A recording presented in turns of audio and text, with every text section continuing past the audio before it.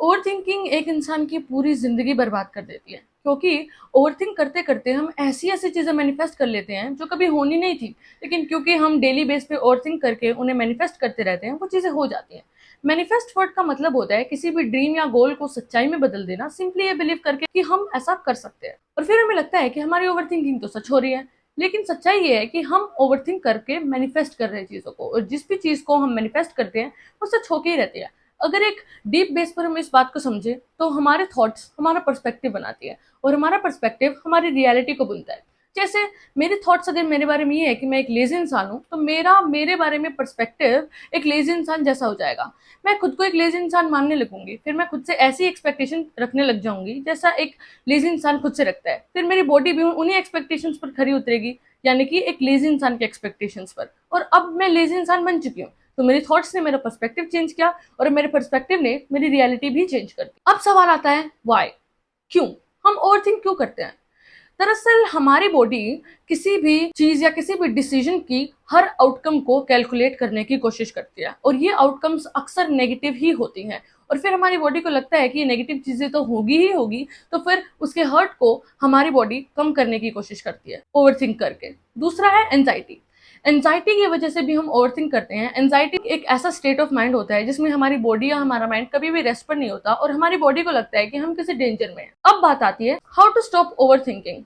Overthinking stop करने के बहुत सारे तरीके हैं। पहला है राइट योर थॉट्स डाउन। अपने थॉट्स को लिख दो, एक पेपर पे, एक पेज पे, एक बुक में उन थॉट्स को लिख दो। क्योंकि एक दिन में 60,000 थॉट्स हमारे माइंड को क्रॉस करती है, और उनमें से 80% थॉट्स नेगेटिव ही होती है। इस केस में हमें कितनी थॉट्स नेगेटिव हैं और कितनी थॉट्स हमारे लिए इंपॉर्टेंट है और कितनी थॉट्स पर हमें काम करने की जरूरत है, वो बहुत ही इंपॉर्टेंट हो जाता है। तो जितनी भी मेन नेगेटिव थॉट्स हैं उनको एक पेपर पर लिख दो, ताकि तुम्हें पता तो चले कि किन थॉट्स के ऊपर तुम्हें काम करना है और किन चीजों का तुम्हें सोल्यूशन करना है। Second is movement.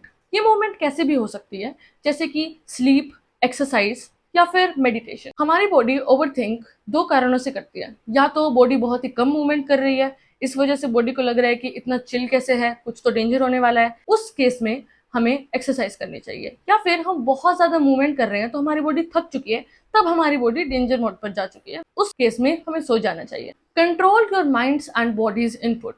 इसका मतलब ये है कि हम अपने दिमाग में और अपनी बॉडी में क्या डाल रहे हैं, उसको कंट्रोल करना बहुत ही ज्यादा जरूरी है। सबसे पहले हम बॉडी की बात करते हैं। जैसे हमें फास्ट फूड खाना कम कर देना चाहिए। अगर तुम्हें बहुत फास्ट फूड खाने की आदत है, तो मैं ये नहीं कह रही हूँ कि तुम बिल्कुल ही कम कर दो, लेकिन थोड़ा थोड़ा धीरे धीरे करके तुम अमाउंट को कम कर दो। जैसे अगर तुम हर हफ्ते खाते हो, तो हफ्ते में 3 बार खाना शुरू कर दो, फिर 1 बार। क्योंकि फास्ट फूड में ट्रांस फैट होता है, और ट्रांस फैट हमारे माइंड पर बहुत ही नेगेटिवली इफेक्ट करता है, जैसे lack of motivation, depression, anxiety etcetera. और यही सारे फैक्टर्स फिर ओवरथिंक हमारे माइंड से कराते हैं। और अगर हम माइंड के इनपुट की बात करें, तो वो बॉडी के इनपुट से भी बहुत ज्यादा इंपॉर्टेंट है, क्योंकि सारी चीजें माइंड से ही होती हैं।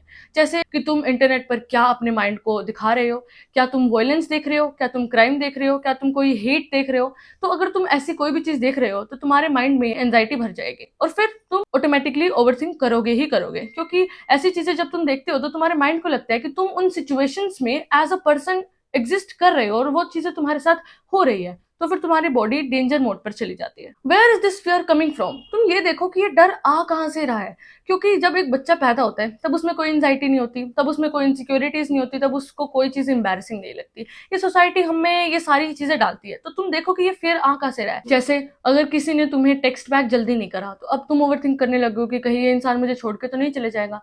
तो तुम इस डर की जड़ को पकड़ो। क्या तुम्हें बचपन में तुम्हारे किसी पेरेंट्स ने अर्ली एज में लीव कर दिया था, या फिर तुम्हारे किसी फ्रेंड ने तुम्हें लीव कर दिया था, या फिर तुम्हारा कोई ऐसा बैड टर्म्स पे ब्रेकअप हुआ था? तुम बेस की तरफ देखो। Look at facts instead of feelings. Feelings की जगह तुम फैक्ट्स की तरफ देखो। जैसे किसी इंसान ने अगर तुम्हें टेक्स्ट बैक जल्दी नहीं करा, तो तुम्हें उस टाइम पे फील क्या हो रहा है? तुम्हें डर लग रहा है कि कहीं ये इंसान मुझे छोड़कर ना चला जाए। लेकिन तुम उस फीलिंग्स को इग्नोर करो और फैक्ट्स की तरफ देखो। वो इंसान शायद वो बिजी है, या फिर उसका फोन स्विच ऑफ है, कुछ भी हो सकता है, राइट? अगर किसी इंटरव्यू वाले ने तुम्हें रिजेक्ट कर दिया, इसका मतलब ये नहीं है कि तुम आगे कोई इंटरव्यू में पास हो ही नहीं पाओगे, तुम्हें कभी जॉब मिलेगी ही नहीं, राइट? उस डर वाली फीलिंग को तुम इग्नोर करो और तुम फैक्ट्स की तरफ देखो। शायद उन्हें कोई बेटर इंसान मिल गया होगा। इसका मतलब ये तो नहीं है ना कि तुम खराब हो, नहीं। उन्हें बस कोई बेटर फील्ड में कोई बेटर इंसान चाहिए होगा। उन्हें तुम्हारी स्पेशलिटी की जरूरत नहीं होगी, किसी और की स्पेशलिटी की जरूरत होगी। People will dislike you.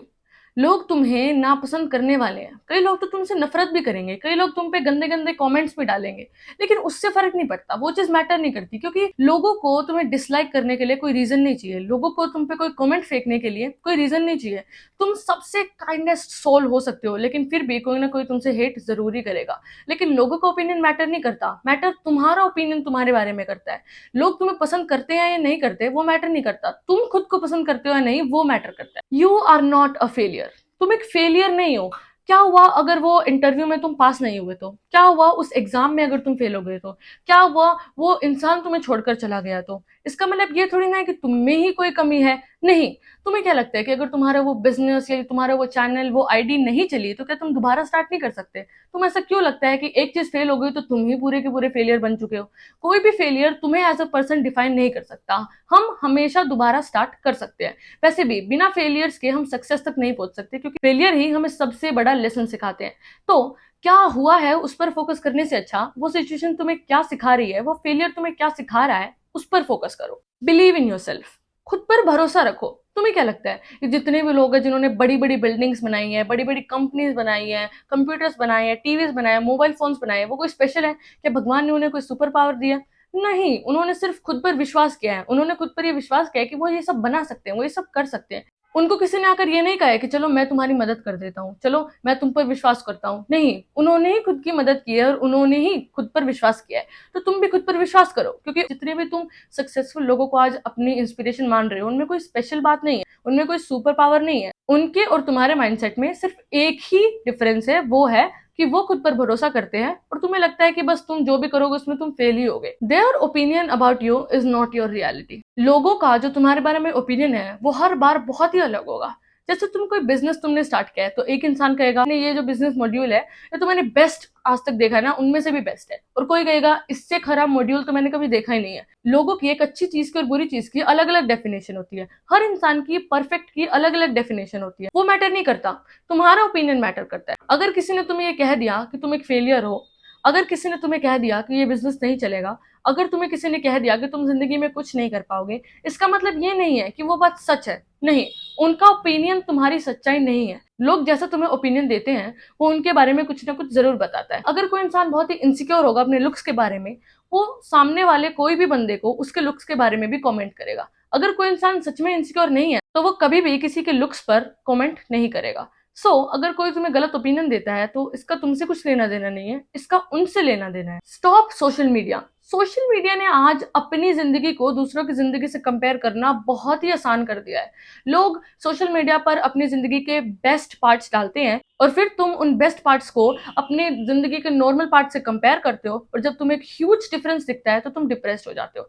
लेकिन तुम्हें ये देखने की जरूरत है कि लोग अपनी लाइफ के बेस्ट पार्ट ही सोशल मीडिया पर डालते हैं। क्या तुमने कभी किसी को देखा है अपनी बीमारी के बारे में सोशल मीडिया पर डालते हुए? क्या कभी तुमने किसी के मनी लॉस के बारे में सोशल मीडिया पर देखा है? नहीं, लोग ऐसी चीजें नहीं दिखाते। तो सोशल मीडिया से अपनी लाइफस्टाइल को कंपेयर करना बंद करो, क्योंकि सोशल मीडिया पे आधी से ज्यादा चीजें रियल ही नहीं होती। Okay guys, this was my first video and I hope you all like it. और अगर तुम्हें कोई भी एंजाइटी डिसऑर्डर या मेंटल हेल्थ डिसऑर्डर है, please go to a therapist और a psychologist. It is not a joke. Bye.